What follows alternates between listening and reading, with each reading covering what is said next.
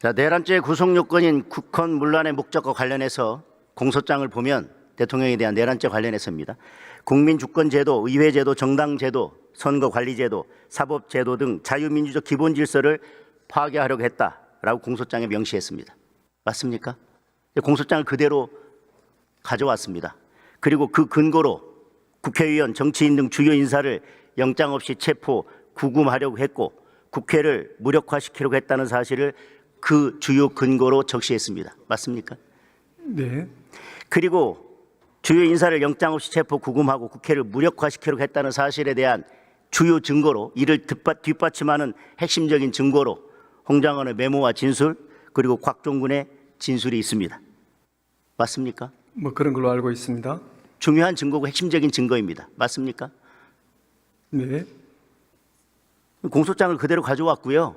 검찰 공수처에서 제출한 증거를 제가 바탕으로 묻습니다. 그렇다면 그 진술, 홍장원의 곽종군 진술 빼고 홍장원의 메모를 만약에 뺀다면 이에 대해서 가장 직접적이고 객관적인 다른 증거가 뭐가 있습니까? 그것이 가장 직접적이고 객관적인 증거 아니었습니까? 뭐 저희들이 그 내란죄 수사한 바에 의하면 여러 가지로 뭐 증거가 차고 넘치는 그런 상황이었습니다. 예. 자, 만약 내란죄에 대한 공수처의 수사권이 없다고 최종 결론이 난다면, 자, 수사권이 없다고 계속해서 저희들이 문제 제기를 했습니다. 그런데 수사를 진행했고 체포 구속까지 했습니다. 그런데 지금 법원에서도 수사권에 문제가 있다고 해서 구속 취소를 했고요. 최종적으로 본안에서도 그렇게 결론이 난다면 공수처가 3,000명을 동원해서 헌법기관이 현직 대통령을 불법으로 체포한 것은 결과적으로 어떻게 평가받아야 됩니까? 공수처장님. 의원님, 그에 관해서 제가 간략하게 말씀드리겠습니다. 본건 불법 비상계엄 선포로 인한 내란 행위는 대통령이 군 통수권과 행정부처에 대한 지휘감독권을 남용한 직권남용 권리 행사 방해죄와 국헌을 물러나게를 목적으로 폭동을 일으킨 행위에 적용되는 일반적인 내란죄로 이루어져 있습니다. 법정형에 있어서는 내란죄의 사형 무기징역이 정해져 있어 직권남용죄보다 무겁기는 하나 통상의 내란죄에 더하여 직권남용죄가 중요한 부분을 차지하는 범죄이고 직권남용죄가 내란죄에 포함되는 그런 관계가 아닙니다. 예, 공수처장님. 의원님께서 예, 공수처장님, 자꾸 사건에 대해서 제가 말씀드리는 전제 것은 자체가 잘못된 공수처장님, 부분입니다. 전제 자체가 잘못된 게 아니라 제가 구속 취소 사건에서 구속이 취소됐고 그 재판부에서 공수처의 수사권에 대해서 의문을 제기했기 때문에 그 의문이 합당하고 본안재판에서 결국은 수사권이 없다고 밝혀진다면 3,000명을 동원해서 체포한 그 행위는 어떻게 평가받아야 되냐고 물었습니다. 구속은 취소됐습니다. 그리고 재판부에서 수사권에 의문이 있다고 한 것도 기정사실입니다. 의원님, 저의 견해를 말씀드리는 것이 아니라 서울 예. 서부지방법원과 서울중앙지방법원의 5분의 판사님에 의해 가지고 수사권이 명확하게 인정된 사안입니다. 그 부분에 대해서 참 지났는데 자꾸 그 말씀하시는 것이 좋습니다. 너무 말씀이 합당하지가 않습니다. 예.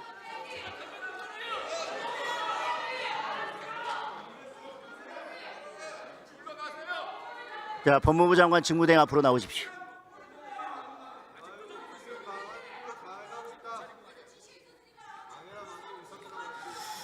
자, 대통령의 내란죄에 대해서 검찰은 명백하게 수사권이 있었죠?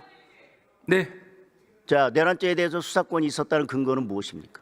기본적으로는 두 가지를 주장을 했습니다. 일단은 직권남용을 전제로 한 관련 범죄, 두 번째는 이 경찰에 대한 수사권이 있기 때문에 그것을 기본 범죄로 한 이제 관련 범죄, 두 가지 사유로 주장을 했고 법원에서 일단 두 번째 사유는 확실하게 인정된다라고 해서 판단한 것으로 알고 있습니다. 검찰은 수사권이 분명히 있었습니다. 네네. 다만 말씀하신 것처럼 그때도 직권남용으로 한 내란죄의 수사권에 대해서는 법원은 명시적으로 판단하지 않았습니다. 그때도 의문이 있었다는 겁니다. 자, 그런데 왜 사건을 공수처에 넘겨서 이런 심각한 문제를 발생시키게 된 것입니까? 왜 넘기셨어요? 수사권이 있는데. 예, 공수처법에 의하면 수사의 진행 상황이나 수사의 공정성 등을 고려해서 공수처장이 이첩을 요구하게 되면 응하여야 한다고 되어 있습니다. 그러면 응하지 않을 경우에는 또 위법 논란이 있기 때문에 약간 부득이한 상황에서 이첩할 수밖에 없었습니다. 수사권 여부에 대해서 문제가 되고 있었고 수사권이 없다라고 계속 문제되고 있었는데도 불구하고 수사권이 없는 기관이 이첩 요구하면 무조건 응해야 됩니까? 이 법률상 너무나도 명확한 규정으로 응하여야 한다라고 되어 있기 때문에 검찰에서 그 부분을 고민을 많이 하는 끝에 부득이한 결정을 내린 것으로 알고 있습니다. 자, 구속 취소에 대해서 즉시 항고를 하지 않았습니다.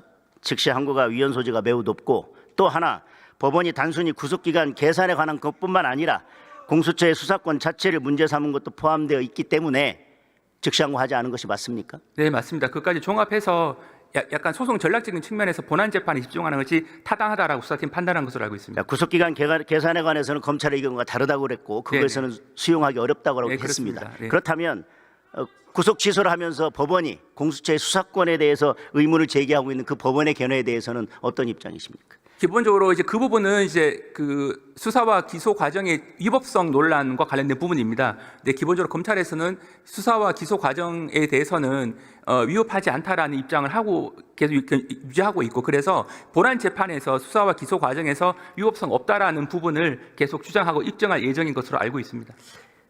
지난 연말에 야당의 일방적인 예산 삭감으로 인해서 특정 업무 경비 등이 전부 다 삭감이 됐습니다. 네네네. 그리고 민생과 국민 안전을 책임지고 있는 검찰로서는 수사에 여러 가지 지장을 받고 있을 텐데요.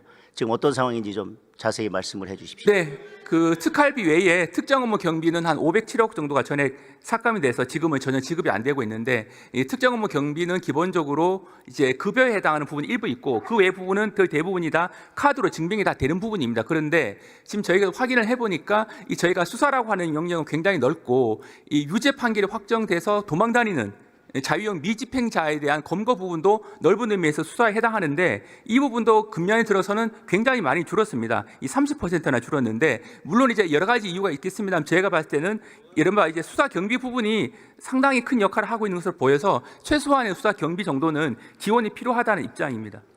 만약에 추경이 논의가 된다면 지금 말씀하신 것처럼 수사에 꼭 필요한 수사 경비 이런 부분들은 추경 편성을 통해서 민생 침해 범죄가 수사가 그런 범죄에 대한 수사가 정상화되도록 해야 된다고 생각을 하는데 직무대행님의 의견 어떠신가요? 네, 그 부분은 꼭 이번에 추경을 통해서 반영되기를 희망하고 있습니다. 헌법재판소 사무처장님 앞으로 나와 주십시오. 예, 직무대행님 들어가셔도 좋습니다.